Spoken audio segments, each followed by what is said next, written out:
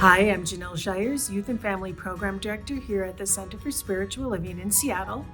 I'm grateful that you found these videos. They're a way for you to watch them and take away a message to share with your family when it works for you. If you are in the Seattle area and care to join us, we offer in-person youth program 11 o'clock on Sundays for kindergarten and up. We are using the Golden Thread of Truth curriculum, and this month is about tales from the Torah. Today is about oneness in the Rosh Hashanah. Rosh Hashanah is the celebration of the beginning of the Jewish New Year. And a way to call that in is to use a shofar, a simple ram's horn. And it's used to remind people of the Jewish faith that the power of their hearts is more powerful than any event in their life. So they are reminded that they're meant to live a good and holy life. And people of the Jewish faith show their gratitude of God by obeying his commandments. So there's a story about the shofar on the high seas, and it's about a rabbi and his two disciples, and they're on this ship out on the high seas, and it's during the time where Rosh Hashanah is coming up, but there's no land in sight. So they're pretty prepared to do the celebration on the ship. Well, a storm kicks up, and it's getting worse and worse and worse. The crew's doing their best to protect the ship, bail out the water. The disciples are getting nervous, but the rabbi, he's down in his room in a state of meditation and contemplation and prayer. So he has no idea what's going on, no awareness about it. Disciples are a little hesitant to go interrupt him, tell him what's going on. It's still okay, but not looking so good. Well, the storm progresses and progresses. The winds are high, the seas are roaring, and finally they say, we need to tell him. So they go down and say, Rabbi, this is what's going on. The ship may sink. And the rabbi says, we need to blow the shofar and do our ceremony now. So he blows the shofar horn. The sound goes out through the room, out through the ship. The winds are whipping up, but all of a sudden the winds start to calm down. He keeps blowing the shofar.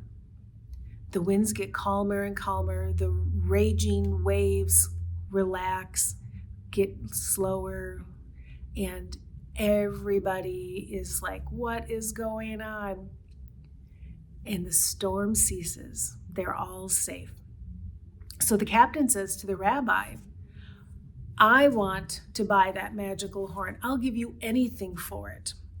But the rabbi says no, because it's a simple ram's horn, which we Jews are commanded to sound on the solemn day of our New Year. It raises a storm in our hearts, which is mightier than the storm of the sea. For it calls us all to return to God with humility. So with that, I've got some questions for you. What is a rabbi? A rabbi is a leader of a Jewish community. And why was the calming of the seas seen as a miracle? No one expected it. They thought that the horn was magical, but with God, all things are possible.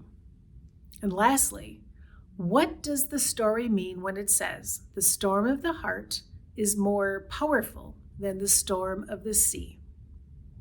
Well, each person is more powerful when their heart and intentions are centered in God. So for your younger children, to remind them of this, you can make your own little shofar out of a paper plate. I decorated mine, twirled it up, put a little hanger on it to carry it around. So we did this here at the center. And you can also have apples and honey, because that is a symbol of the wish for a sweet start to the new year. With your older youth, there are some great questions you can ask them. You can use the start of the school year as a way to introduce the start of a new year, because it is for your children.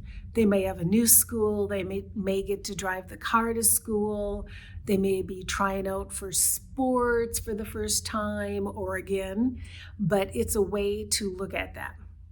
So, what big events happen for you at the beginning of the school year? You can also talk about what events may have come up or might come up in the future that could be your storm of the sea. And what symbol or sound could they take with them to remember the storm of their heart?